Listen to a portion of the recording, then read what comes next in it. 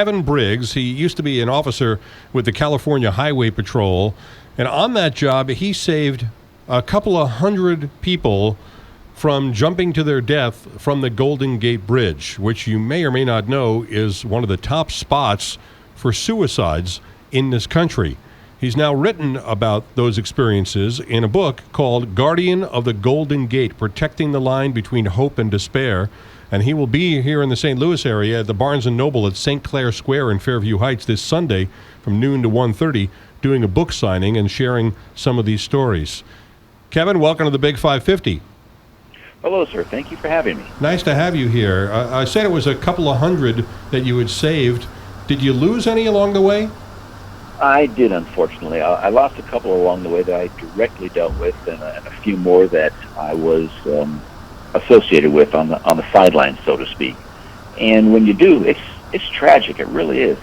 These folks I've talked to, some for an hour or more, and you build up a rapport with these folks.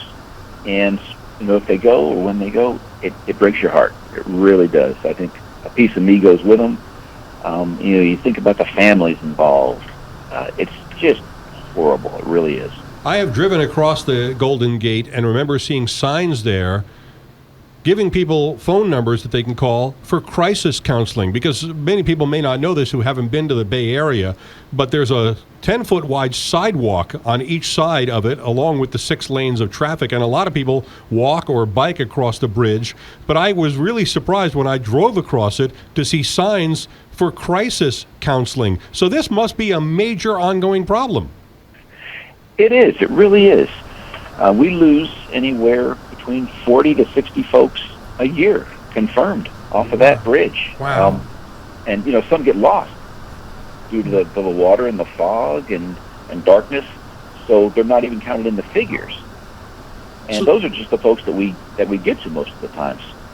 Some that we get to in the parking lots, that's double that amount that we take off to get some of the mental health to the local hospitals. So Treatment. Tell me what the process is. I'm always fascinated by process. You're on your motorcycle and you get a call that there's a jumper?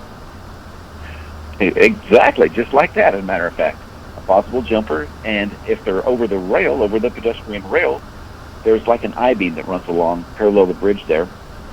And to get that call, I'll respond, and typically I'll stop 25 feet or so away from the person and then ask their permission to come up and speak with them. It's very important that I just don't run up there as a cop in uniform, and they're scared. These folks are scared. They're contemplating maybe their last few moments here on Earth. So I take it very, very easy. I introduce myself just as Kevin. They see me in the uniform. So I want them to look at me just as a person, as somebody out there just to help, not as a law enforcement officer. So that's how I approach it to begin. Do they want to open up to you, Kevin? Most do. Most do. If you go in with the compassion and the empathy, then they are willing to talk. They really are. As a highway patrolman, though, did you have to go through any training to be able to deal with cases like this? When I first started doing this years and years ago, I had no training. It was very, very difficult. We are used to, in law enforcement, taking action and being right on top of things. We go in to stop the fight. We rush in to help folks. This kind of stuff, these type of environments, you can't do that. You need to take it a lot easier going to get into that. So after some years, I was able to get some training, and even later on, I put myself through some training, and eventually went to the Federal Bureau of Investigation, their crisis negotiation school, which helped me tremendously. Do the people who have their foot on that I-beam over the rail have a common story? Most are around the same kind of thing. The ones that I have dealt with, 99% of them, if they were prescribed medication, they have stopped it. That's a big one. They've stopped the medication, and then 2 to 4 weeks or so they're up at the bridge.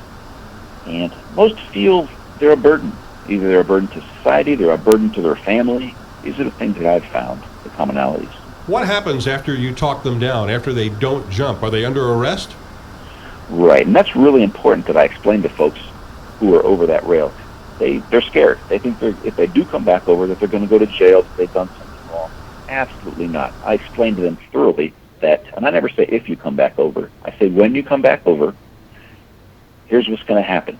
I take them to a local hospital, San Francisco General Hospital, or on the other side, Marin County, to Marin General Hospital, to a mental health unit where they're evaluated, helped, and assisted to try to get them back into society and functioning properly.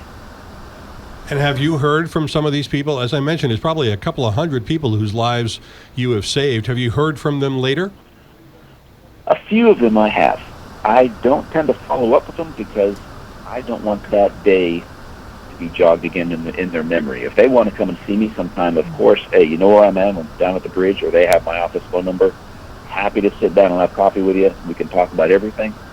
But I don't like to follow up personally with them in case I don't want them reliving that experience if they don't want to. But the ones who have followed up with you, what have they told you? Most are doing very, very well. Very, very well. Of course, they're very thankful. But I don't look at it as saving lives, as more of maybe being a conduit, being there for them, just another person or a person at some of their darkest times right then.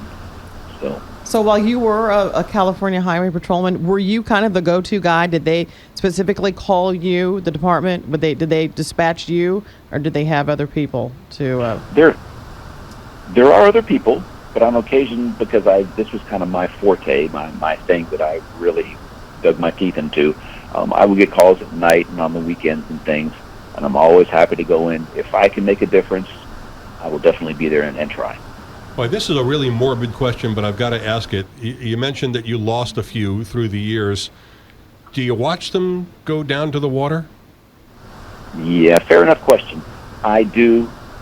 And what I've been taught and what I teach folks when I do teach these classes is really not to look, because that's the last thing you remember about that case, that scenario, what's going on with that person. But I do, because I need to mark that body for one thing. I want to watch where they go. It's very, very treacherous water below there. There's a lot of water going in and out of that bay with the tides. I want to make sure that, 99% of the time these folks die, either on impact or drowning and such. I want to make sure that we can at least get a body recovery on that. So it's very important that we recover that body. Are there people like you working for other law enforcement organizations on other bridges around the country? Absolutely, absolutely.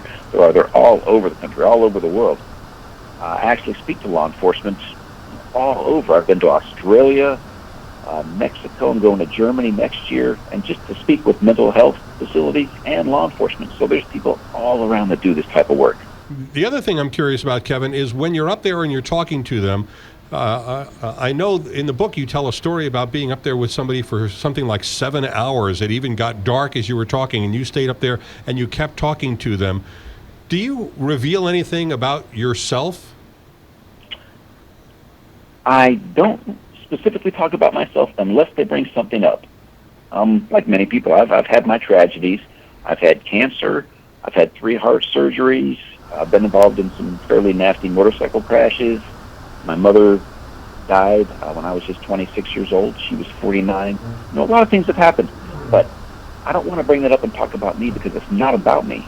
It's about them. Yeah. But if they bring these things up, I'm happy to have something, morbidly speaking, so to speak, but in common with them. If they have a cancer, if they've lost someone at an early age or something. So, well, this happened to me also. This is my thoughts on this.